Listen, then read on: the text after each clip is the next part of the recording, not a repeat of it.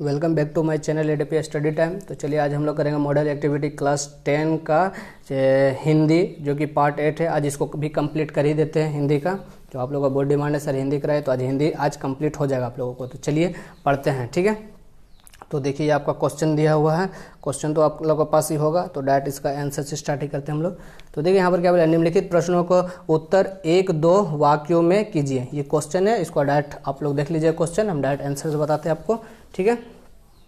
तो देखिए पहला का लिखिएगा सहज समाधि कौर, ठीक है, हरीश सेवा, ठीक है। ये पंक्ति की कौन रचयिता कौन था, तो ये देखो इस पंक्ति का रचयिता हो जाएगा तुम्हारा सहज समाधि कौर, ठीक है। सहज समाधि कौर पंक्ति का रचयिता, तो आंसर हो जाएगा आपका सहज समाधि कौर हरि सेवा, ठीक है। इसके रचयिता का नाम है संत रैदास जी, ठीक है। रचयिता कौन है, संत रैदास।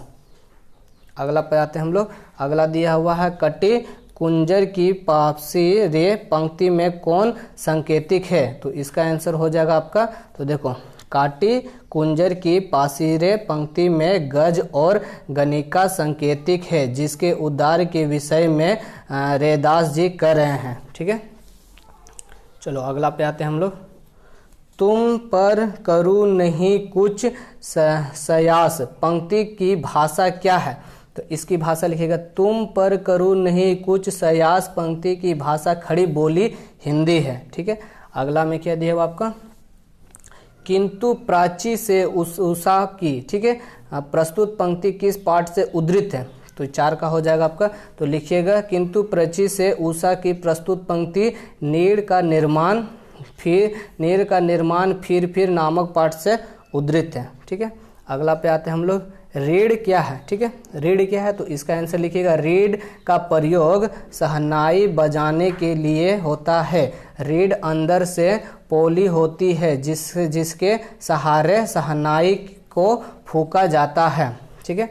आगे आते हैं हम लोग। देखो अगला है 1 का 6 का क्या दिया हुआ, राम राम यह भी कोई लड़ाई है, इस पंक्ति का वक्ता और श्रोता का नाम बताए, ठीक है।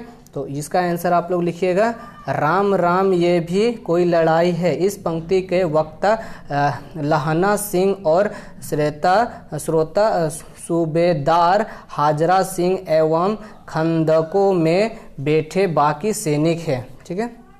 अगला क्वेश्चन पढ़ते हैं हम लोग। देखो अगला में क्या दिया हुआ, जनको की उसकी माँ किस नाम से बुलाती थी, जेनको की, तो लिखोगे आंसर जेनको की उसकी माँ, ठीक है, चेंजलिंग नाम से बुलाती थी। चलो इतना हो गया। अब एक और है, पढ़ लेते हैं। देखो रगैया का हृदय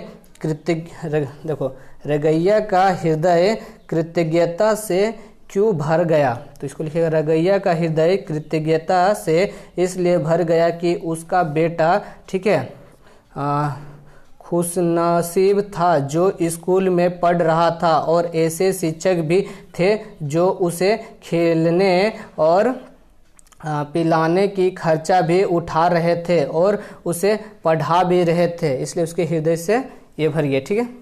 ये आपका 8 हो गया। अब आते हैं हम लोग 8 के बाद 9वां क्वेश्चन पढ़ लीजिए क्या है।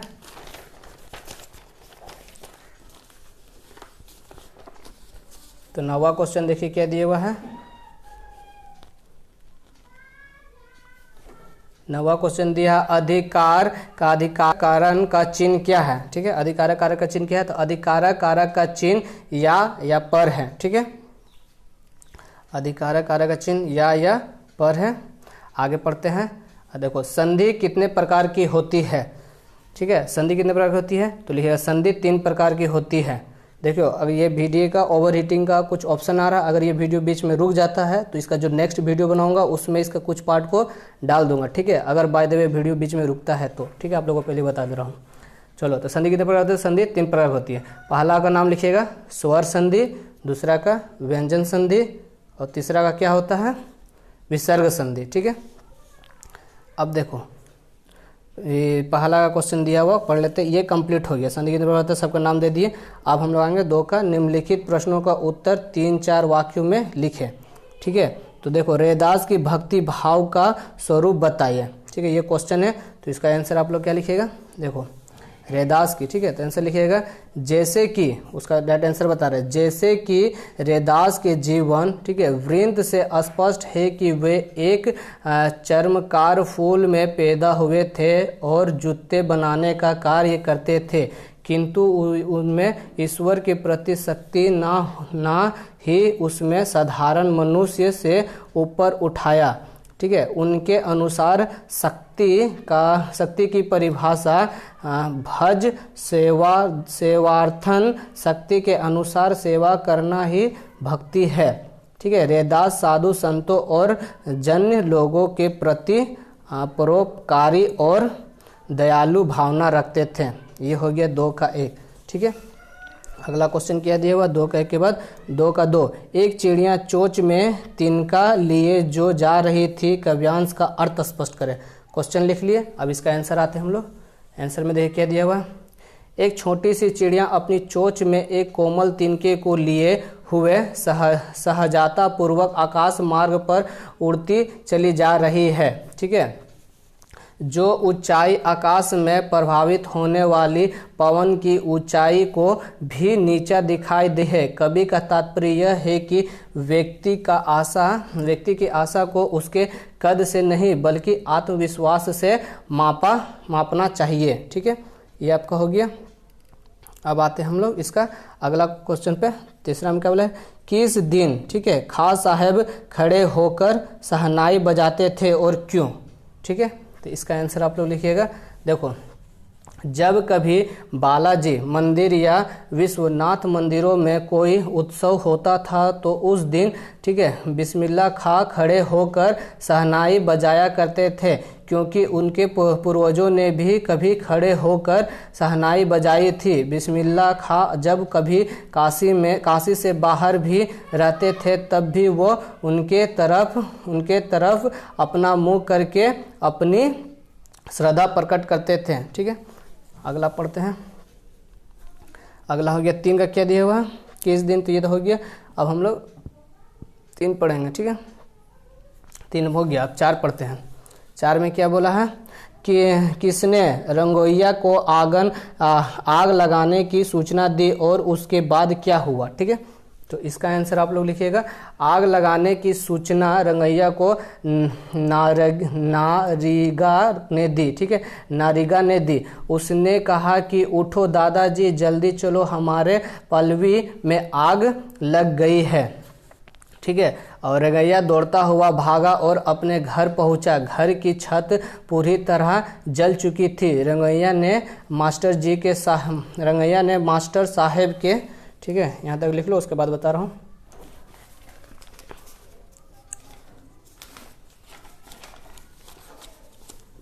ठीक है, मास्टर साहब के चप्पल को बचाने के लिए बिना सोचते समझते आग में कूद पड़ा।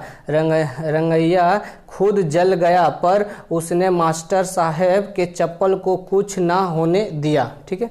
ये हो गया। अब हम लोग आएंगे 5 का, ठीक है। इसको 5 में देखो क्या बोला, दीपदान के रचनाकार कौन है। उदय को बचाने के लिए ध्यान मां ने क्या योजना बनाई, ठीक है। ये क्वेश्चन है, तो इसका आंसर आप लोग लिखिएगा। दीपदान के रचनाकार डॉक्टर राजकुमार वर्मा जी है। उदय को बचाने के लिए मां ने योजना बनाई कि कुबेर उदय सिंह को करीत की झूठी पत्थर उठाने वाली टोकरी में छुपाकर महल के बाहर निकाले, ठीक है। धाई मां ने उदय को टोकरी में छुपा दिया और उसके ऊपर झूठी पत्तल रख दिया। उसके बाद कीरत उस टोकरी को लेकर महल के बाहर निकल गया, ठीक है। चलो अगला क्वेश्चन पढ़ते हैं। ये तो कंप्लीट हो गया आपका, 2 का कंप्लीट हो गया, 1 का कंप्लीट हो गया। अब आते हैं 3 पर। 3 पे देखो क्या दिया हुआ है, डगमगाए जबकि कंकड़ ईंट पत्थर के महल पर बोल, ठीक है। आशा के विहंगम किस जगह पर तू छिपा था, ठीक है। इसको हम लोग बनाने बोला है। क्या करने बोला, इस निम्नलिखित पंक्तियों के संदर्भ व्याख्या कीजिए। इसको व्याख्या करने बोला 7 से 8 पंक्ति में, तो थोड़ा लंबा जाएगा। चलिए इसको बनाते हैं, व्याख्या करते हैं मतलब। तो देखिए क्या लिखा हुआ है, डगमगाए जबकि कंकड़ ईंट पत्थर की महल पर, बोल बोल आशा की विहंगम, किस जगह पर तू छिपा था। ठीक है, ये कविता का पंक्ति है। इसी को अब देखो हम लोग संदर्भ या अर्थ लेके आप लोग प्रस्तुत कर सकते हैं। तो लिखिएगा, प्रस्तुत पंक्ति हमारे पाठ्य पुस्तक साहित्य संचार के नीड़ का निर्माण फिर पाठ से उद्धृत है। इस पंक्ति के रचनाकार कवि हरिवंश राय बच्चन जी है। ठीक है, व्याख्या। ठीक है, संदर्भ हो गया। अब व्याख्या में देखिए, वो छोटा सा हो गया संदर्भ, अब व्याख्या बहुत बड़ा होता है, उसको देख लिखेंगे। प्रस्तुत पंक्ति में जब तीव्र गति से तूफान आया तो कवि को तिनके से बने घोंसले की याद आई और वह सोचने लगा कि इस आंधी तूफान में जब कंकड़ ईंट और पत्थर से निर्मित विशालकाय महल और बड़ी बड़ी अटेलिकाओं डगमगाने लगती है तो उसे छोटे से छोटे तिनके से निर्मित घोंसले का क्या हुआ होगा। ठीक है, सही बात बोला है कवि ने। बड़े बड़े घर महल मकान टूट जाते हैं तो वो घोंसला क्या होगा। चलो आगे फिर इसने स्पष्ट किया है। कवि आशा रूपी पंछी के संबंध बोधित करते हुए, ठीक है, संबंध बोधित करते हुए कहते हैं कि हे आशा के विहंगम, तू कहाँ छिपा बैठा था जो इतनी भयंकर आंधी आने पर भी उसे चुनौती देता हुआ ऊपर आकाश में उड़कर गर्व से अपनी मधुर तान द्वारा वातावरण में गुंजयमान कर रहा था। ठीक है, घूम रहा था, गुंजयमान कर रहा था। चलो, ये हो गया आपका 3.1 का। अब आते 3.2 का। बोला, अब मारे गए धोखा है। ठीक है, अब मारे गए धोखा है, इसका व्याख्या करने बोला है। तो लिखिएगा, अब मारे गए धोखा है। संदर्भ छोटा सा पहले लिख लीजिएगा। संदर्भ में लिखिएगा, प्रस्तुत गद्यांश हमारे पाठ्य पुस्तक साहित्य संचार के उसने कहा था, पाठ से उद्धृत है। इस पंक्ति के रचनाकार पंडित चंद्रधार शर्मा, ठीक है, चंद्रधार शर्मा गुलेरी जी है। ठीक है, मेरी बैटरी थोड़ा लो हो गया, अगर बंद हो जाएगा तो मैं अगला मॉडल एक्टिविटी में आप लोग को दे दूंगा। ठीक है, तो आप लोग टेंशन मत लीजिएगा, जहाँ तक ये वीडियो बनेगा आप लोग देख लीजिए। चलिए इसको व्याख्या करते हैं। व्याख्या में आप लोग लिखिएगा, जब लहना सिंह को यह पता चलता है कि लपटन साहेब का वर्दी पहनकर, ठीक है, पहनकर धोखे से कोई जर्मन सैनिक आया तो लहन सिंह उसको बातों बातों में घुमाकर उसकी सच्चाई को जानने की कोशिश कर रहा था। तभी लहन सिंह समझ जाता है कि ये जर्मन सैनिक की चाल है। इधर खाई पर धावा होगा और उधर हमारे सैनिक और हम चारों ओर से घिर जाएंगे। लहना सिंह यह कहता है कि यह धोखा है, अब हम सभी मारे जाएंगे, इधर हम मरेंगे, उधर उन पर खुले में हमला होगा। लेकिन लहना सिंह एक वीर सिपाही होने के नाते वो वर्दीधारी लपटन साहेब को पकड़ लेता है और उसका पर्दाफाश करता है, जिससे कि वहाँ पर कोई घायल नहीं होता। लहना सिंह समय रहते अपने विवेक और बुद्धि से सही निर्णय लेता है। चलो, ये हो गया। अब 4 का बनाते हैं। संधि और समास में अंतर लिखे। ठीक है, संधि और समास में अंतर लिखना है।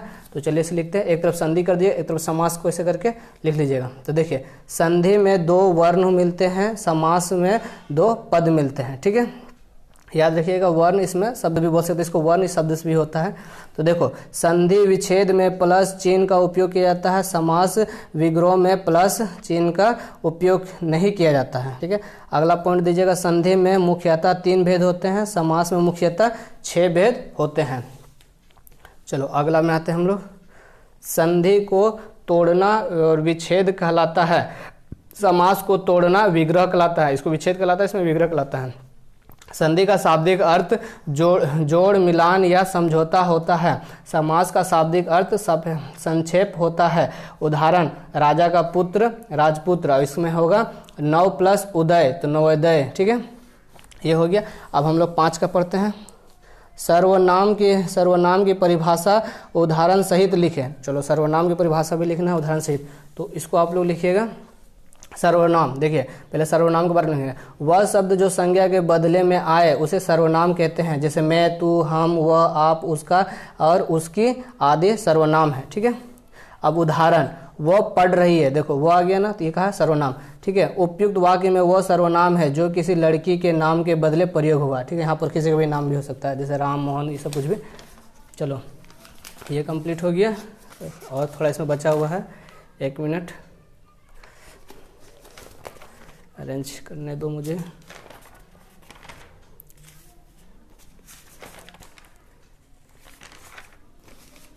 एक मिनट होल्ड कीजिएगा, देखते हैं पेज कहाँ चला गया इसका।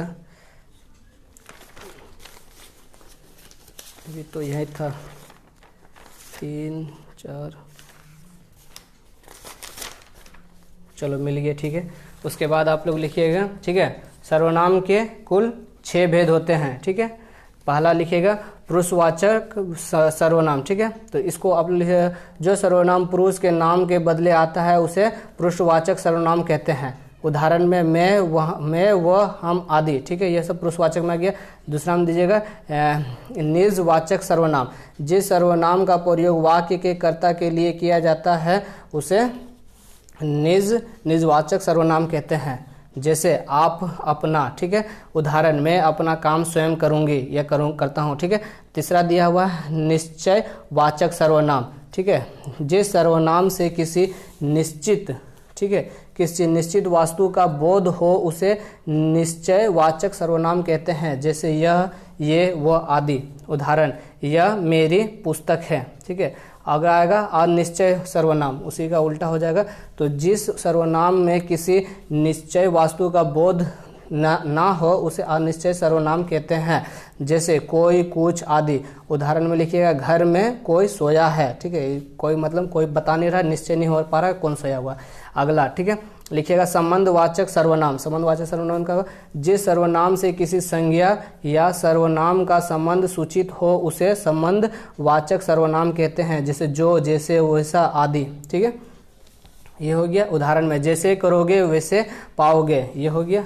अगला लिखिएगा प्रश्नवाचक, ठीक है, सर्वनाम। प्रश्नवाचक सर्वनाम में आएगा जिस सर्वनाम से प्रश्न का बोध हो उसे प्रश्नवाचक